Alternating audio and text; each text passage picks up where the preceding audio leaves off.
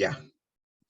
La clase pasada, antes del receso, por el 18 de septiembre, habíamos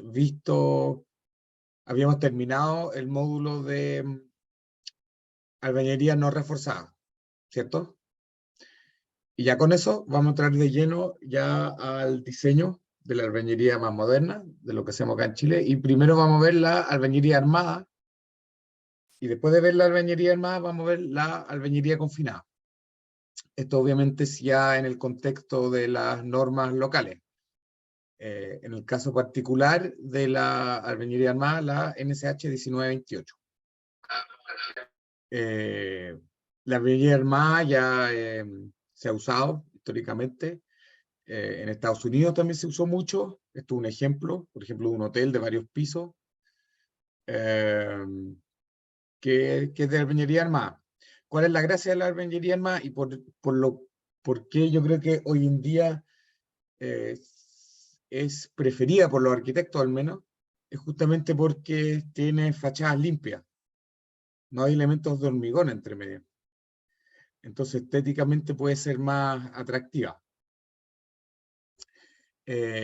A pesar de, y eso ya lo vimos en las clases anteriores, que tiende a ser una modalidad, una tipología menos dúctil.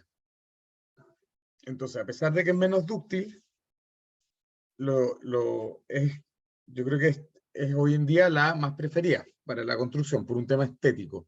Obviamente para nosotros como ingenieros civiles, yo creo que si solo veríamos los aspectos estructurales, preferiríamos la confinada. Pero bueno, es una tipología legal, se usa acá en Chile,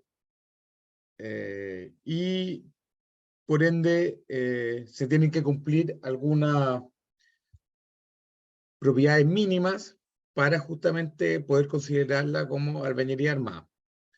Esta es una imagen en la cual yo resumo básicamente lo primordial de la norma.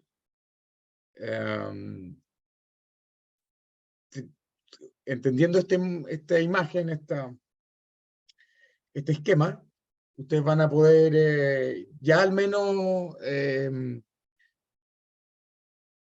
diseñar, especificar una estructura en un plano, al menos con sus valores mínimos. Si se fijan, ¿qué es lo que les pide la norma? En cada borde requiere de un FI12. Eso también es verdad para los encuentros. O sea, para las puntas y los encuentros, ustedes requieren de un FI12. Se reparten al interior de los muros al menos un FI8. ¿Cada cuánto? Bueno, 6 veces T o 120 centímetros, lo que resulte menor. Ahora, ¿quién tiene una calculadora a mano?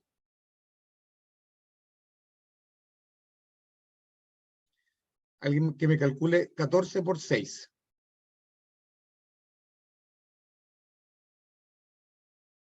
74. 74. 14 por 6. 84, perdón. 84. Sí. Perfecto. Sí, era 84. Yo sabía que era 84, pero quería que entiendan el porqué. ¿Por qué creen ustedes que estoy calculando 14 por 6? 14 centímetros por 6. El espesor del muro. Exacto. El mínimo es 14. La mayoría de los ladrillos, al menos cerámicos, son de 14. Por ende, al menos si construyen con unidades cerámicas, ustedes siempre se van a topar con ese número. La distancia máxima, porque es el S máximo, que es obviamente el mínimo entre estas dos, corresponde a 84 en la práctica, no estos 120. Justamente para los 14 centímetros. Entonces esa sería la separación entre las barras verticales. Adicionalmente, el espesor mínimo de los muros es, como ya le había dicho, 14 o 1,25 la altura.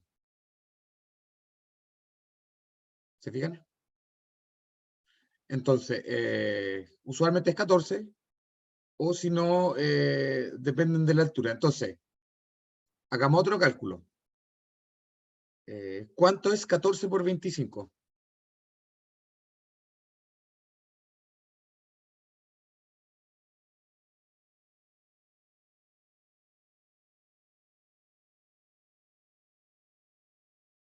¿14 por 25? Debe ser algo así como 3 metros y medio. 350, profe. ¿350? ¿3 metros y medio? Sí. Ya. ¿Qué significa eso? Lo que yo acabo de calcular.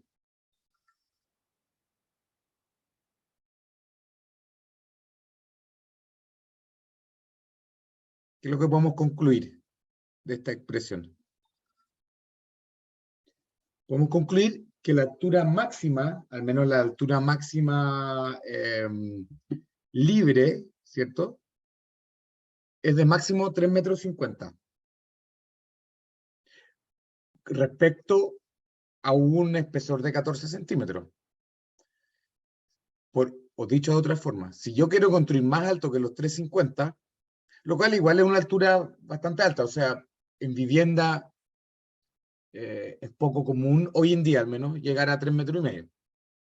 Puede ser algo especial, una vivienda especial, más grande, más sofisticada, pero en general la UCUC y en departamentos, sobre todo vivienda social, hoy en día está limitada por ahí, ya no sé en qué valor está.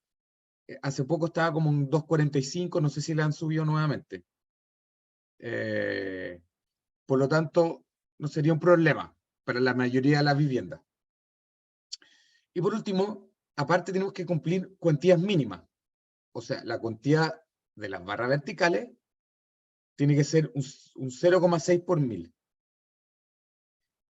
Y la horizontal, o sea, la escalerilla, la cuantía, también tiene que ser al menos un 0,6 por 1000. Pero adicionalmente, la suma de ambas cuantías tiene que ser al menos 1,5 por 1000. Ahora, ¿cuánto nos da 0,6 más 0,6? Nos da 1,2 por 1000. Significa que al menos una de estas dos cuantías tiene que ser un poco menor a lo indicado, a los 0,6 indicados. ¿Cuál? Usualmente la horizontal, porque probablemente necesitemos más refuerzo para corte. Entonces, este valor usualmente es un poco mayor. Ahora, de todos modos, esto se da casi automáticamente. ¿Por qué? Porque los espacios, ya lo hemos hablado varias veces, son discretos. Entonces uno no puede optimizar como con el hormigón armado. Entonces, uno rápidamente salta de un valor al siguiente y por ende, pocas veces uno llega justamente al 0,6, uno llega al 0,7, 0,73, depende del espaciamiento que ustedes le tengan que dar. Entonces, normalmente este se cumple prácticamente solo, automáticamente. Pero, insisto, hay que verificarlo obviamente. Ahora, lo otro que especifica también la norma es que en las ventanas, en la apertura de las ventanas, en un mismo muro, tiene que ir al menos en los bordes un FI10. O sea, ahí no puede ir el de reparto, en los bordes de ventanas va al menos un FI10, en los bordes de muro el FI12, y los de reparto interior un FI8. Ojo, es para las ventanas, no para las puertas. Las puertas se consideran puntas, o sea, bordes de muro.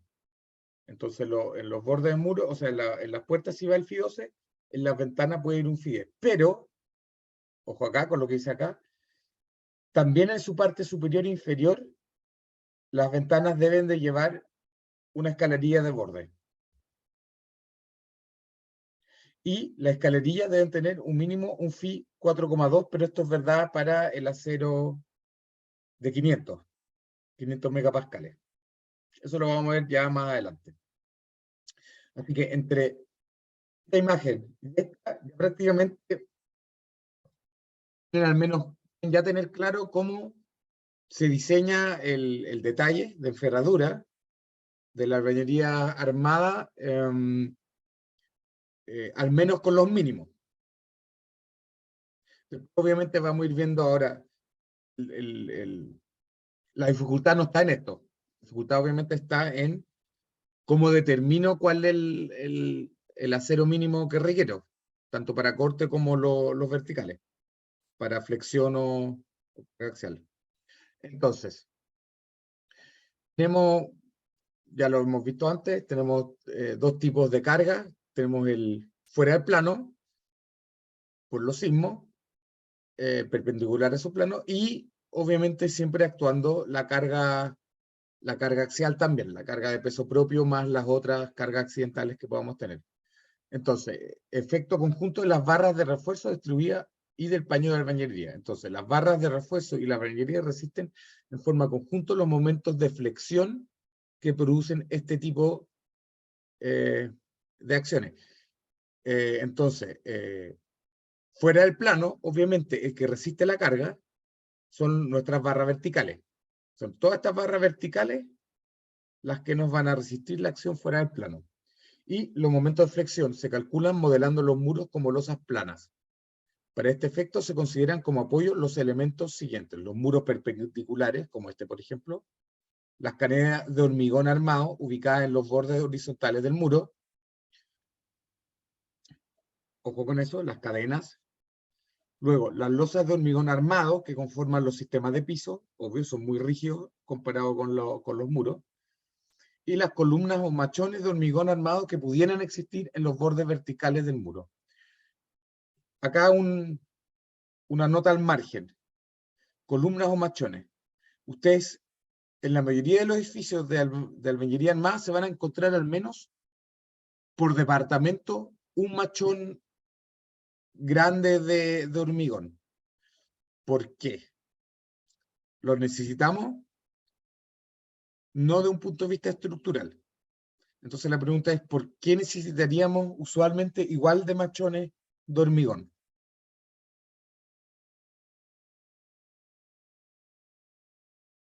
No tiene que ver con un tema estructural.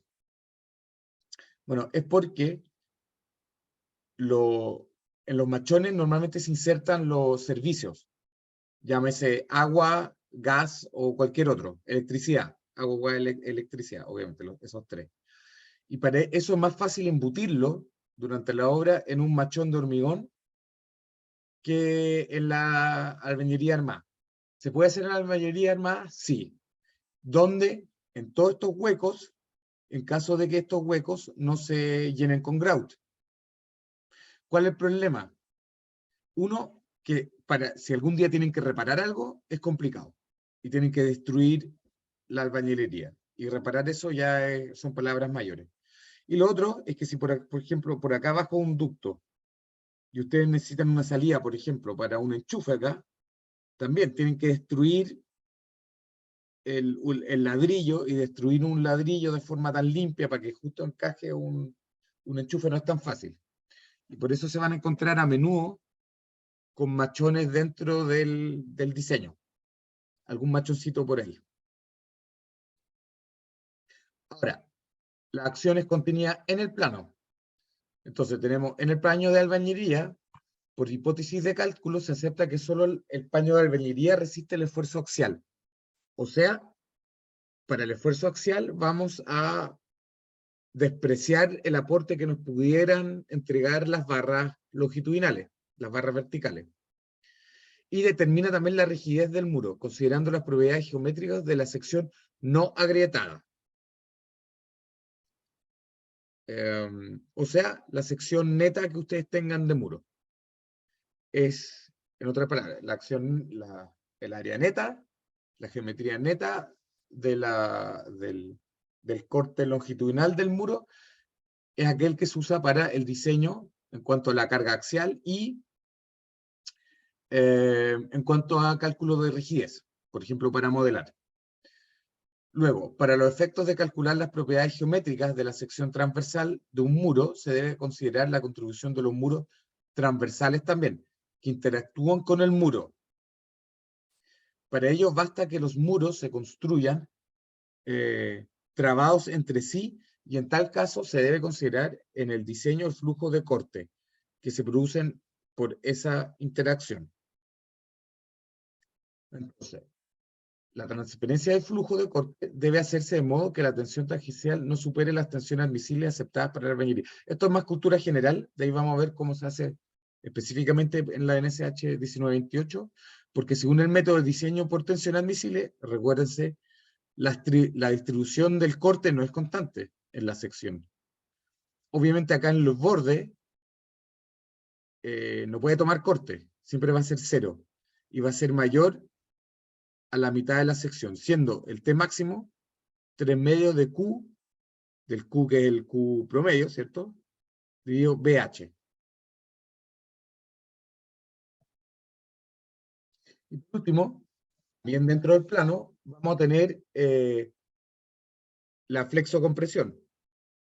Entonces, ahí tenemos efecto conjunto de albañilería y barras de refuerzo. Ahí ya tenemos que considerar las dos cosas, tanto las barras verticales como obviamente el muro de albañilería, el paño. Entonces, la barra de refuerzos verticales y horizontales y la albañilería resisten el momento de flexión solicitante y el esfuerzo de corte solicitante. Además de contribuir en la resistencia, las barras de refuerzo proporcionan la capacidad de deformación inelástica y la capacidad de disipar energía, mientras sean por lo menos mayores o iguales a las cuantías mínimas recomendadas. Y esto dice así tal cual, o sea, no tal cual, pero esto es lo que dice la norma 1928. A ver, leamos entre líneas lo que dice. ¿Qué es lo que nos está diciendo en el fondo? Nos está diciendo que mientras tengamos las cuantías mínimas, las barras de acero son los que nos aportan la capacidad de la deformación inelástica y la capacidad de disipar energía. Dicho de otra forma, si ustedes cumplen con las cuantías mínimas, se pueden considerar los R's, el R, de la albañilería armada que nos entrega la NSH 433. Eso es lo que está diciendo indirectamente este párrafo. ¿Qué pasa si no se cumplen? ¿Qué pasa si no cumplimos las cuantías mínimas?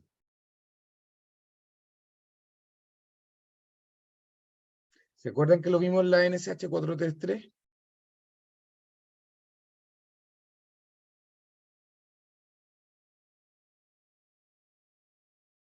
Si no se cumplen las cuantías mínimas, no podemos considerar que tenga una capacidad de formación inelástica y la capacidad de disipar energía adecuada. Por ende, no se puede considerar como albañilería armada, aunque tenga refuerzos.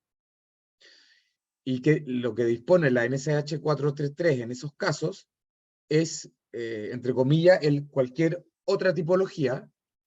Y acuérdense que la NSH 433 a ese tipo de tipologías le asigna un R igual a 2.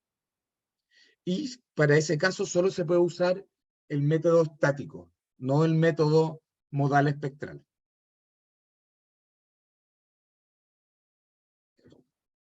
Esto respecto a los tipos de cargas a los que nos podemos ver enfrentados. Y por ende ya vamos a empezar a ver cómo entonces nosotros vamos a verificar o diseñar los muros de esta albañilería, los muros o las edificaciones de este tipo de albañilería. Entonces, considerando lo que nos dicta la NSH 1928, primero que nada vamos a tener que diseñar, obviamente, la compresión axial. Y para eso tenemos la primera hipótesis de cálculo, que ya la habíamos enunciado, que es que las barras de refuerzo vertical no contribuyen a resistir este refuerzo.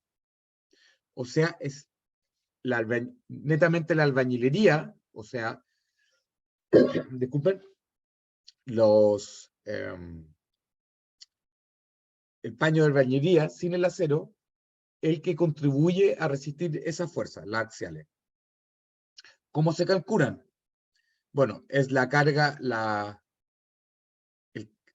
tensión solicitante, es NS dividido el área efectivo que tenemos. ¿Se acuerdan? El área efectivo es aquel área por la cual se transmiten las cargas y que usualmente viene dada por cómo se distribuyó el mortero sobre las caras del muro. Y la condición de diseño que dicta la norma es que la solicitante, la compresión solicitante, sea menor o igual, que era esto, FA, la carga axial admisible. La tensión, disculpen, no es la carga, la tensión. La tensión axial admisible. Ahora, ¿cuál es la tensión admisible? Eso es lo que no hemos visto anteriormente. ¿Y la norma qué nos dice? Nos dice que la tensión admisible, FA, es igual a 0,2 veces F'M por un factor de corrección por Esbeltez. Esto en el caso de la inspección especializada. Para el caso de la no especializada, si no me equivoco, 0,1, en la mitad. O sea, la albañilería sufre un gran castigo si es que se va a construir sin inspección. Respecto a la inspección especializada, porque esto se ha discutido en el marco, en las reuniones que hemos tenido, respecto a los cambios de la norma NSH 1928, porque en ningún lugar de esta normativa, de la 1928, pero tampoco del resto de la normativa chilena, hay una definición clara de qué es lo que es la inspección especializada. Y que a lo largo del tiempo y por el uso después dicta la práctica, ha resultado ser, en el fondo, si una obra tiene una ITO, ¿usted sabe lo que es la ITO? La inspección técnica de obra. Inspección técnica de obra. Exacto, la inspección técnica de obra. Entonces, se ha tomado como un sinónimo, aunque la verdad no necesariamente lo es. Entonces, si tiene ITO, bueno, inspección especializada. ¿Cuándo ustedes tienen inspección especializada? Para estructura de varios pisos o, por ejemplo, en el caso de la albañilería también, condominios de casas, pues, donde todas las casas son iguales. Entonces ustedes, no sé, pues tienen 50 casas, las 50 casas son de albañilería, entonces ustedes, como son muchas, usualmente las inmobiliarias ponen una ITO. Cuando no se tiene inspección especializada, usualmente cuando es una casa única, cuando una obra pequeña, una única estructura de envergadura mediana chica. Ahí ustedes podrían encontrarse con una obra sin inspección, de nuevo, sin inspección especializada, lo pongo entre comillas, por falta de una definición cerrada. Y en este caso, ustedes tendrían que castigar este valor. ¿Es un problema castigar este valor? O sea, pasar de 0, usualmente no, porque usualmente el diseño no viene dictado por la carga axial, más bien por el corte y la flexión, ¿cierto? Entonces, tampoco un problema así. Por último, respecto a la inspección especializada, bueno, es lo que se está discutiendo ahora en la norma, y uno de los puntos más discutidos, justamente, ha sido este. ¿Qué se hace con este término en la nueva versión? Y obviamente lo que queremos hacer es entregar una definición de qué es lo que vamos a poder entender como inspección especializada, requisitos mínimos, qué es lo que se debe de cumplir para poder considerar que una obra tiene una inspección especializada. Por último, en la definición, no tiene que ser algo muy grande, algo muy extenso, ¿no? Una frase cortita que resuma lo que uno espera al menos de este término. Bueno, siguiendo, esto ya lo habíamos visto anteriormente, hay un factor de corrección, que es este, 1 menos H40, el espesor, elevado al cubo. O sea, una corrección por esbeltez, por pandeo, en el fondo, dicho en otras palabras. Ahora, ¿cuál es H acá en esta fórmula? Esto sí es importante. Es el menor valor entre la longitud de pandeo vertical y la distancia libre entre soportes laterales. Ojo, o sea, H no necesariamente es la altura, sino que si el muro es muy largo,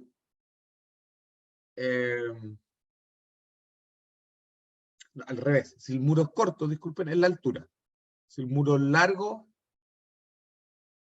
disculpen, al revés, si el muro es corto, es el ancho. Si el muro es muy largo, es la altura. Eso es básicamente lo que está diciendo acá. Tienen que ver cuál es el mínimo entre ancho libre y la altura. ¿Cuál es el ancho libre? En este caso, el vano, el ancho entre muros ortogonales. O en caso de un muro cantilever, bueno, el borde. Ahora, para calcular la longitud de pandeo vertical se recomienda, es una recomendación esto, considerar los valores de KE de la tabla 1. ¿Se acuerdan de esto? Este KE, esto lo vieron supongo que el curso todavía se llama sólidos 1. Depende de las condiciones de apoyo que tenga el sistema. Entonces, depende si está impedida rotación, o sea, impedida pero tiene rotación libre, impedida pero rotación libre en un extremo y impedida en el otro, y así, ahí están los casos, y según eso tenemos los distintos KE, ¿se acuerdan? Entonces, para que lo consideren para modificar también el H, es una recomendación, la norma no lo obliga. Ahora, ¿cómo entonces podemos calcular justamente lo que habíamos hablado?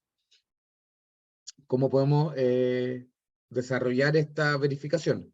Habíamos dicho que fuera del plano, al igual que para la albañilería norma, ¿se acuerdan? Podríamos considerar que son losas verticales. Y por ende, ustedes podrían ir a las tablas y a través de las tablas determinar el momento máximo que se genera justamente en estos paños, dependiendo de su condición de apoyo. Esto es una vista de corte, esto es una vista frontal, ¿se fijan? Estos son los apoyos. Habíamos dicho que los apoyos son las cadenas y obviamente los muros ortogonales, más la cadena inferior, o en este caso, como está contrapiso, el socalzado, o el sobrecimiento, como se le llama también. Entonces, cuando el muro está apoyado lateralmente, debe considerarse la situación como un problema biaxial. Y así la longitud de pandeo es la menor entre la longitud de pandeo vertical y la longitud de pandeo lateral. Para calcular la longitud de pandeo lateral, puede utilizarse en forma conservadora la distancia entre los apoyos laterales vertical del muro. Eso ya lo vamos a ver con más detalle más adelante. Y cuando los apoyos son más de 2, esta longitud se puede considerar igual al 60% de la distancia entre apoyos laterales verticales. ¿Por qué?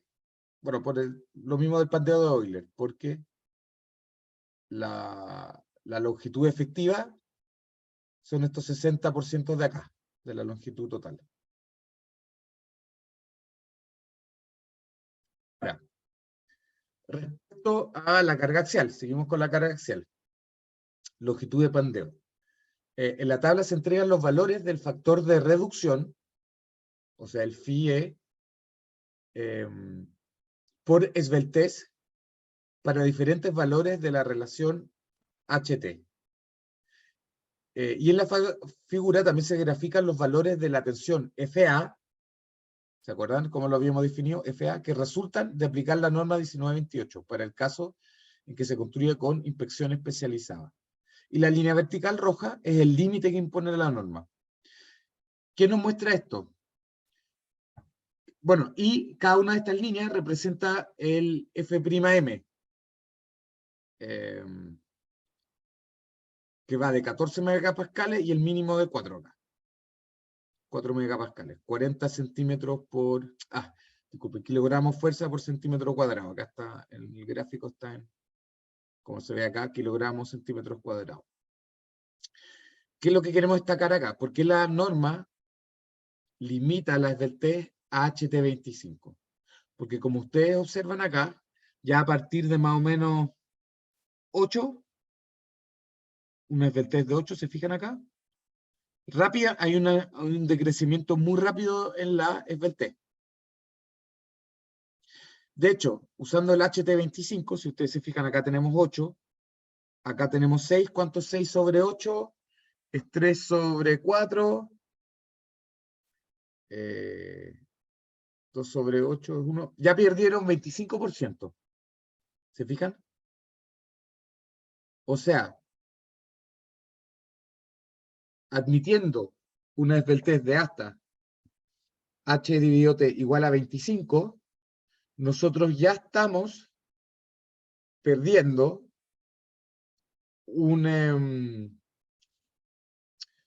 una capacidad de carga del 25%. O sea, la norma hasta un 25% admite una reducción de la carga axial. Pero no más allá de eso, porque después, obviamente, esto es una curva exponencial, o logarítmica, pero da vuelta. Ya el decaimiento es muy rápido. Y poniendo esta limitación. ¿Se entendió hasta acá o no? De hecho acá lo tenía, miren, 25, llegamos hasta el 25%. Ahora, también habíamos dicho que el usual son 2,5 metros. ¿Cuánto es 2,5 dividido, 250 dividido 14?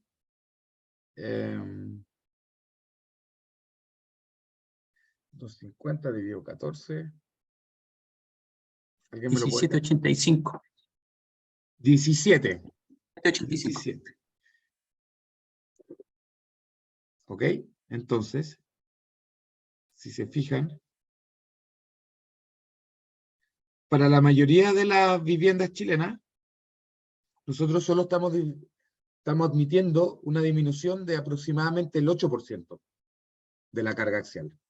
Este es el caso extremo, como les decía, pocas veces uno usa alturas de 3,5 metros sin apoyo intermedio. Lo usual es este valor, 17. O sea, una pérdida más bien menor, totalmente manejable.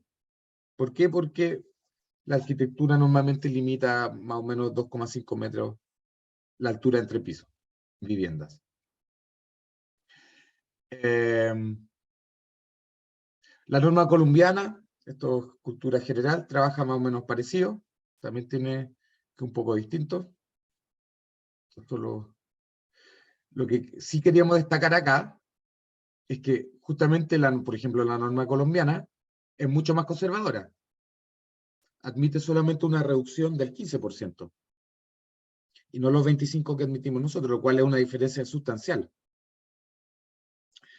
Para que lo entiendan. Pero, de nuevo, para más o menos el 17%, el 17% es más o menos parecido a nuestra práctica chilena, así que en ese sentido se parecen.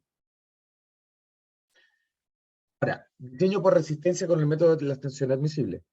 Hablamos de la tensión axial, obviamente también vamos a tener que diseñar para la flexocompresión, o el diseño a flexión y compresión. La flexocompresión. Entonces, ¿cuál van a ser ahí nuestra hipótesis de cálculo? Uno, que la albañilería trabaja como un material homogéneo, que la albañilería no resiste tracción, haciendo el símil con el hormigón armado, ¿cierto? Las secciones transversales, planas, permanecen planas al deformarse el muro. Las barras de refuerzo están embebidas y perfectamente adheridas a la albañilería, o sea, no tienen deslizamiento. No vamos a admitir, al menos para el diseño, no se admite la posibilidad de deslizamiento. Y respecto al comportamiento elástico lineal, la relación tensión-deformación, tanto en la albañilería como en el acero, es lineal.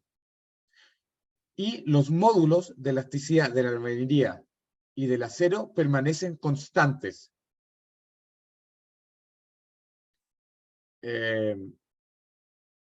Si ustedes lo piensan, es prácticamente son los mismos axiomas, no son axiomas, pero las mismas hipótesis que se usan también para el diseño del hormigón armado. Ahora, ¿por qué decimos esto? Los módulos de electricidad de la albañilería y del acero permanecen constantes.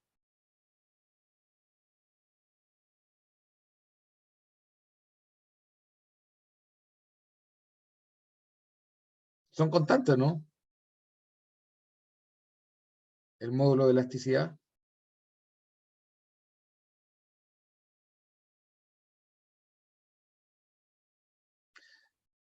Bueno, son solo constantes, obviamente en su rango elástico. Pero incluso en el rango elástico, si viene el acero, por ejemplo, prácticamente no tiene desviaciones, o sea, entre comillas, es constante en su rango elástico. Los materiales frágiles, esto es verdad para albañilería, pero también es verdad para hormigón, ya producen fisuras, se produce algún cierto daño, aunque sea microscópico, ya en tensiones más bien bajas, como al 40% de su resistencia. Y de ahí en adelante se va ablandando el material y no se recupera.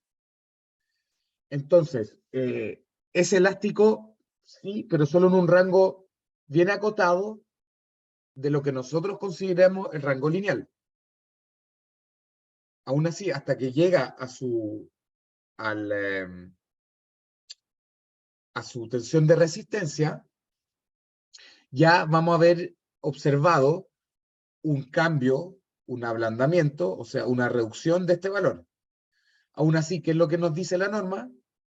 O qué es lo que suponemos, es que por hipótesis vamos a considerarla constante en todo el rango lineal, o sea, desde 0 hasta alcanzar el máximo, la tensión máxima de resistencia. Entonces, vamos a partir de estas hipótesis. Y a partir de esta, entonces vamos a ir de ahora en adelante, en esta parte de este módulo, vamos a ir esbozando las ecuaciones que nos van a permitir el diseño o la verificación de la albañilería armada. Entonces, para ello, primero que nada, vamos a tener que definir hartas cosas, hartos términos, los que tenemos acá, voy a ir explicándolos, no se preocupen, y de manera que después vayamos entendiendo las ecuaciones. Primero que nada, hipótesis 3. Ya van a ver por qué no están enumeradas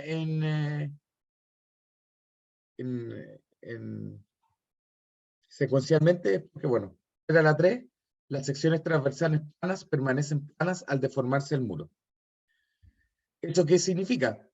Cuando nosotros aplicamos un momento, la sección permanece plana, o sea, gira, manteniendo la sección plana, y por ende se generan, en la parte comprimida, por ejemplo, este triángulo, ¿se acuerdan? Que el triángulo de compresión en la albañilería, y por el otro lado, donde tenemos el acero, a su vez, el área del acero, acá, vamos a obtener una tensión, una deformación unitaria, epsilon S, ¿cierto? Primero estamos viendo, disculpen, las deformaciones unitarias. Esto se va a deformar epsilon S, mientras que este se va a deformar epsilon M. Este largo acá, bueno, la línea, ¿dónde está el centro geométrico? Está acá al medio, ¿cierto? Y ahí es donde estamos aplicando la carga, NS y MS. ¿Estamos de acuerdo hasta ahí? Pero la línea neutra, obviamente va a estar corrida. ¿Cuál es la línea neutra? El N. La línea neutra está ahí, donde se pasa de la compresión a la tracción. En todo este rango de acá, si se fijan, la tracción es 0, porque habíamos dicho, hipótesis 2, la albañilería no resiste tracción. Por lo tanto, es solamente el acero que tiene una deformación epsilon S. La distancia, al igual que en el hormigón, desde la fibra más comprimida hacia la barra traccionada, la vamos a llamar D también, y el resto, o sea, de la barra a la cara más traccionada, la vamos a llamar D'. Obviamente, el H es como el ancho total del muro, el H de cálculo, el largo del muro, es D más D'. ¿Qué más hay que destacar acá? Bueno, eso es básicamente todo. Lo más importante, el centro de gravedad está acá al medio, mientras que obviamente en el momento que no estemos ante compresión pura, la línea neutra se va a ver corrida respecto al centro de gravedad. Estoy únicamente planteando la hipótesis, la geometría, la distribución de tensiones, para después poder enunciar las ecuaciones de cálculo. Luego, hipótesis 5. Las tensiones normales de compresión en la albañilería se distribuyen linealmente de acuerdo con la ley de Hooke, o sea, elásticamente. Y la hipótesis 6. Las tensiones de las barras de acero deben considerarse iguales al producto del módulo de elasticidad del acero, ES, por la deformación unitaria axial de la barra. ¿Qué significa esto? En otras palabras, habíamos dicho que el largo de la cabeza comprimida lo vamos a llamar C, y debido a que tenemos actuando una fuerza de compresión y una de flexión, se nos comprime una parte de la cara del muro, y por la ley de Hooke es proporcional a su deformación, por eso es máxima en esta cara, y se va achicando, o sea, tiene una distribución triangular. Y por el otro lado tenemos una barra que se forma E sub S. Por la ley de Hooke sabemos también que epsilon m por el módulo de elasticidad, ¿qué obtenemos? La tensión, o sea, Fm. Dicho en otras palabras, calculando la deformación unitaria por el módulo de elasticidad, obtenemos la tensión de compresión máxima en este caso, acá, Fm. Y obviamente se distribuye linealmente acá hacia abajo hasta llegar a 0. Cm, ¿qué es Cm? Cm es la resultante. ¿Cuál es la resultante de un triángulo? Ya lo sabemos, es Fm por C, que sería todo este cuadrado, pero obviamente tenemos solamente a la mitad. O sea, es un medio Fm por C por B. ¿Cuál es el B? El ancho del muro. ¿Y dónde actúa? Ya lo estamos viendo acá, en el tercio del triángulo. Esto ya son cosas que ustedes conocen de otros cursos, así que ahí no hay ni una novedad. Y por otro lado, la vara traccionada, TS, es igual a el área del acero que estamos incorporando acá, el área de la barra, por Fs. ¿Y qué es Fs? ES por ES. Pero, ojo con eso, acuérdense, N es igual a S dividido EM. Por lo tanto, EM, o sea, ES, disculpen, es Fs dividido N, para compatibilizar las deformaciones. ¿Estamos bien hasta ahí? Sí, profe. Ya. Miren, les comento, bueno, todos nuestros primeros módulos hasta ahora han sido más bien generales, sin mucha ecuación, más bien tratando de que ustedes entiendan un poco el cómo funcionan las cosas, que yo encuentro bastante más importante que esto, porque esto uno después lo puede reconstruir. Estos son ya ecuaciones, pero lo que he tratado en los módulos anteriores es que ustedes entiendan de dónde nacen estas ecuaciones. Ya ahora el desarrollo de las ecuaciones es algo que tenemos que hacer en el curso, porque obviamente es mucho más árido de lo que hemos hecho anteriormente. Así que ahora, esta probablemente es la parte más árida del curso, que es el esbozar las ecuaciones para el cálculo con albañilería armada. Entonces, siguiendo con lo que ya hemos conversado, entonces, ¿qué más nos falta? Hipótesis 4. La adherencia entre la albañilería y las barras de refuerzo es perfecta. O sea, no tenemos deslizamiento, por eso justamente podemos decir esto. Porque la barra no desliza, por lo tanto toma toda la carga, se le impone a través de esa deformación. Lo que se deforman las barras de refuerzo es igual a lo que se deformaría la albañilería en la posición de la barra.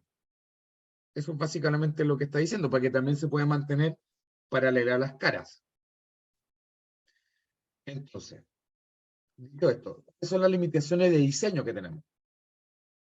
Las tensiones de albañilería y en las barras de refuerzo no deben superar, obviamente, los valores admisibles, FM y FS, que vienen dados por la norma. Ya les adelantó eso. La tensión de compresión, debido a la fuerza axial de compresión actuada sola, o sea, compresión pura, no debe superar el valor admisible de la tensión de compresión por fuerza axial de la albañilería, o sea, FA. Y por ende también, ¿cuál es nuestra primera limitación? La capacidad resistente de una sección transversal se alcanza cuando en uno o en ambos materiales, o el acero o la albañilería, se alcanza la tensión admisible. Cualquiera sea la primera. En ningún caso vamos a poder sobrepasar la tensión admisible de ninguno de nuestros materiales.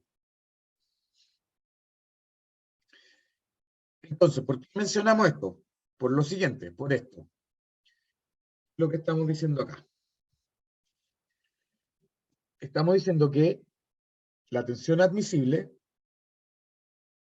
mejor dicho, no la tensión admisible, sino que la distribución de las cargas de compresión va a ir aumentando respecto a que cada vez que aumente el momento. Pero siempre vamos a estar limitados, como ustedes ven acá, a FM. ¿Ok? Donde vamos a escribir, esto es otra forma de escribirlo, KB, esto ya lo vamos a ver por qué. ¿Se acuerdan que esto era C? Dependiendo de por dónde pasa nuestra línea neutra. C es igual a KB por D. Vamos a ver por qué y qué es lo que significa esto. Y el punto en donde actúa se puede definir también como J por D. J por la altura entre la tensión y la compresión máxima. Entonces, una vez que alcancemos FM, a lo más vamos a poder ir creciendo hacia acá, y de esa forma disminuyendo la carga que pueda tomar la barra de refuerzo. ¿Qué es lo que pasa acá entre medio? Hay un K, este K, que es variable, pero que para que se cumpla esto, FM, tiene que ser mayor o igual al K de balance. Ya vamos a ver lo que es el K de balance. Paciencia. Primero que nada, también, como les había dicho, una vez que ustedes alcanzan FM, podrá variar la tensión de la carga en la barra. Esto ya no puede variar, ya alcanzamos el máximo de la carga admisible de compresión de la albañilería. Solamente podremos variar la tensión admisible de la vara de cero. Siempre y cuando, y esto lo esbozamos anteriormente, la tensión admisible de la barra no sea superada. Esto en el caso en que la albañilería alcanza la tensión admisible FM. Esto también lo podemos invertir. ¿Qué significa eso? Que si llegásemos a alcanzar la tensión máxima, o sea, el FS en este lado, ya solamente podremos variar la tensión de compresión de la albañilería. ¿Pero hasta qué punto? Hasta FM. Y para que se dé ese caso, se fijan acá de nuevo, teníamos el punto donde está el K de balance. Esta línea era el K de balance. Pero cuando K sea menor, o sea, estas distancias de acá, sean menores a la de K de balance. De nuevo. Entonces, ¿qué es lo que ustedes ya lo están intuyendo? ¿Qué es lo que nos indica el K de balance? K de balance es aquel punto cuando pasamos desde haber alcanzado la tensión máxima en la albañilería a cuando hemos pasado al punto donde es la barra que está en tensión la que ha alcanzado su máximo admisible. ¿Qué pasa cuando K es igual al K de balance? A ver si alguien lo intuye.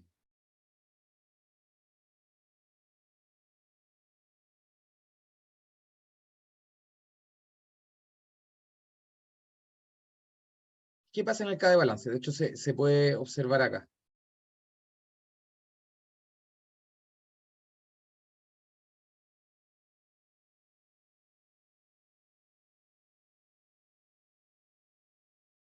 Acá está el K de balance. ¿Qué pasa en los extremos? ¿Qué pasa acá? ¿Qué pasa acá? La compresión igual a la tracción. Sí, pero algo específicamente de la tracción y la compresión. ¿Qué valor se ha alcanzado en ambos? La falla balanceada, pero no me recuerdo No, mira, es más simple. más. Hemos alcanzado la carga admisible al mismo tiempo. FM, la carga admisible de compresión en la albañilería, y del otro lado hemos alcanzado FS, o sea, la carga de tensión admisible, pero del acero. Y alcanzamos los dos al mismo tiempo. Y por eso se llama de balance. Ahí es donde está el balance. Si ustedes se mueven un poco hacia arriba, se van a mantener con la barra, o sea, el diseño va a estar comandado por la tensión admisible de la barra de acero. Voy una para atrás, en cambio acá es al revés. Cada de balance, si ustedes se mueven hacia abajo, en esta dirección, ustedes van a seguir manteniendo, o va a seguir imponiéndose en el diseño la carga admisible de compresión de la albañilería. Pero hay solo un punto, y esto es lo importante, hay solo un punto, fíjense, acá el mismo punto, es cuando alcanzo FS acá y FM acá. Hay solo un punto, una combinación de carga, en la cual vamos a alcanzar ambos al mismo tiempo. Ya vamos a ver por qué esto es importante, y por qué esto nos va a ayudar a justamente escribir las ecuaciones. Entonces, teniendo eso en cuenta, desde el punto de vista de los esfuerzos que actúan en la sección, el esfuerzo axial solicitante está determinado principalmente por las acciones de peso propio y sobrecarga. En cambio, el momento de flexión y el esfuerzo de corte solicitante por la acción del sismo. Esto es la realidad nuestra local. Así es. Primordialmente, obviamente, acá dice, primordialmente podrán haber flexiones chicas que dependen de las cosas, de cómo se distribuyen los elementos, pero principalmente la carga axial por gravedad y la otra es por sismo. Cuando se realiza el diseño de flexo-compresión, se pueden producir 4 situaciones, las que quedan determinadas por la profundidad del bloque de compresión C. ¿Cuál era el bloque de compresión? Este, ¿se acuerdan? Este es el bloque de compresión. Este es largo, K por D. Entonces, caso de un muro de sección rectangular, que es básicamente el 100% de los casos cuando ustedes diseñan un edificio de albañilería más. Entonces, nosotros vamos a tener un muro sometido a una carga de flexo-compresión, o sea, compresión más la flexión dentro del plano del muro, donde tenemos la barra más traccionada, esta distancia D, ¿se acuerdan? Y el largo total, H, del muro. Por un lado vamos a tener tensiones de compresión. Acuérdense, acá no estamos hablando de la admisible porque habíamos convenido que las minúsculas son tensiones y las mayúsculas son las tensiones admisibles. Y acá lo mismo, tenemos una tensión de compresión FM. No estamos hablando ya de los estados límites. Tenemos que C, habíamos dicho, C se puede definir también como K por D. ¿Esto por qué lo vamos a escribir así? Porque más adelante vamos a ver en las ecuaciones que va a ser de nuestra ventaja, escribirlo de esta manera. Tenemos la línea neutra, por ende, esta distancia acá es h menos d', y esta distancia acá es h medios. Esta distancia, ustedes se dan cuenta, es, si esto es KD, esto es KD tercios, por ende esta distancia de acá es la mitad del muro menos este tercio. H medios menos KD tercios. Y la excentricidad, esto es una definición, la excentricidad de la carga es ms dividido ns. Es equivalente a decir que no tenemos una flexión, pero que la carga actúa respecto a una excentricidad E. Es otra forma de aplicar la carga y alcanzar el mismo efecto. Lo hacemos o corriendo la carga axial respecto a una excentricidad, o aplicamos ns y ms en el centro de gravedad. Entonces, ¿cuál es nuestro primer caso? La sección se encuentra totalmente comprimida. Esto ya lo habíamos hablado, ¿se acuerdan? Que porque es importante, sobre todo en la albañilería no reforzada. Entonces, esta situación se produce cuando el centro de solicitación se ubica dentro del núcleo central de la sección transversal. ¿Se acuerdan cuál era el núcleo central?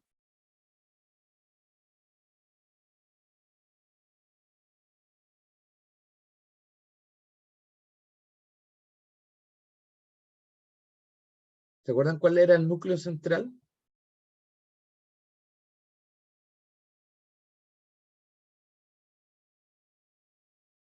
¿Qué pasaba en el núcleo central?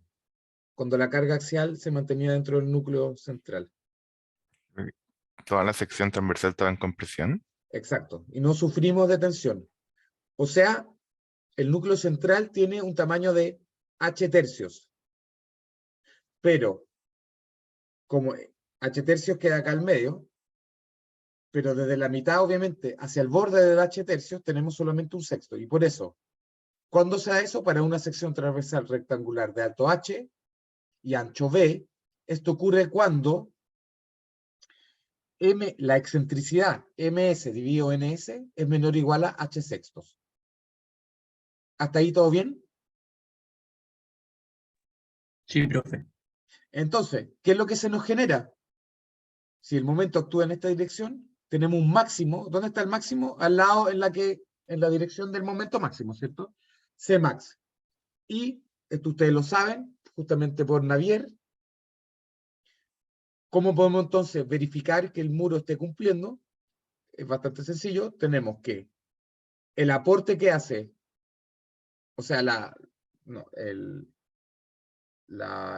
tensión axial, o sea, ns dividido el área efectiva, más el momento, ¿se acuerdan? Dividido la inercia por la distancia máxima, que es h medios, hacia el borde más comprimido, tiene que ser menor o igual a Fm. Si esta ecuación se cumple, estamos bien. Estamos cumpliendo con la norma. Este caso es bastante sencillo. Y esto es importante, porque ahí viene la diferencia después con el caso 2. Como tenemos toda la sección en compresión, la sección no está agrietada.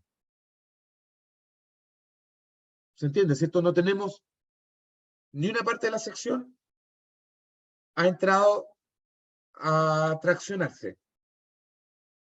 Y por ende, aún no tenemos fisuras. No tenemos agrietamiento del muro. De todas formas, tienen que ponerle la barra de esfuerzo en el borde. Y que la mínima es 1 phi 12. Aunque ustedes cumpla la albañilería sin estas barras. Ustedes están en pura compresión. De todas formas, por eso este comentario. No se olviden de todas formas, poner la barra. Este es el caso 1. Ahora viene un caso muy especial, porque yo lo llamo como el caso chiquitito, muy chiquitito, ya van a ver por qué, que es el siguiente. Tenemos un caso 2. ¿Cuál es el caso 2? La profundidad del bloque de compresión es tal que no hay ninguna barra de refuerzo vertical en tracción. A ver, tenemos que la profundidad del bloque de compresión C es tal que no hay ninguna barra de refuerzo vertical en tracción. ¿Cuándo se da eso? Obviamente, cuando, me voy para atrás, es más fácil verlo en la imagen anterior. Cuando el bloque de compresión acá haya alcanzado 0 y se empiece a traccionar, o sea, esté entre acá o de prima. Voy más para atrás. ¿Se acuerdan acá? De prima. En el momento que acá es 0, tiene una distribución triangular y aumenta en el momento, el bloque de compresión se va a ir achicando, pero como todavía no han alcanzado la barra, ¿cierto? La barra todavía no entra en tracción, entonces siguen teniendo únicamente compresión. ¿Qué pasa en ese caso? Cuando se cumple ese caso, cuando D es menor o igual a 3 por H medio menos E, y eso tiene que ser menor que H. O sea, cuando el bloque de compresión sea 3 por H medio menos E. Esto es lo mismo que ustedes, ¿se acuerdan cuando ustedes verifican que las fundaciones tienen que estar apoyadas con al menos un 80% de la base de la fundación, o sea, del área, del ancho de la fundación? Esta es la misma ecuación, sale de ahí mismo. Si quieren en la auxiliar vamos a poder desarrollarlo si ustedes quieren. Pero básicamente dice, para la fundación 80%, acá es básicamente que C tiene que estar limitado entre D y H. Y en ese caso tenemos compresión sin tener aún tracción en las barras. ¿Y cuál es la ecuación de diseño? Se tiene que cumplir de que 2 por ns tiene que ser menor que 3 por h medio menos e por b. Y eso tiene que ser igual a, menor o igual a la tensión admisible a compresión de la albañilería.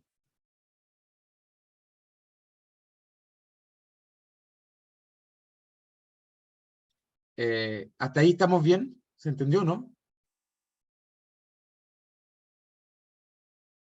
Si quieren podemos ver en la auxiliar de dónde salen los términos. Esto es trigonometría. Ustedes se darán cuenta que para llegar a este valor lo único que ustedes tienen que entender es que ese caso se cumple cuando el bloque de compresión C, este largo de acá, es mayor a D. De un valor fijo. D viene dado por geometría. Es ahí donde yo puse mi barra. Es un dato que nosotros conocemos. Entonces, esta ecuación, ustedes la calculan y se da este caso, el caso 2. Si ustedes comprueban esto, ustedes están cumpliendo con la norma. Eso. Vamos a dejar la clase hasta acá, porque en la siguiente clase vamos a empezar ya a ver los otros casos que son un tanto más complejos, bastante más complejos. Que son, ustedes ya lo adivinaron, cuando tenemos compresión y se nos está traccionando una de las barras. Y en ese caso vamos a definir el caso 3 y el caso 4, y eso lo veremos este jueves. ¿Alguna duda? Profe.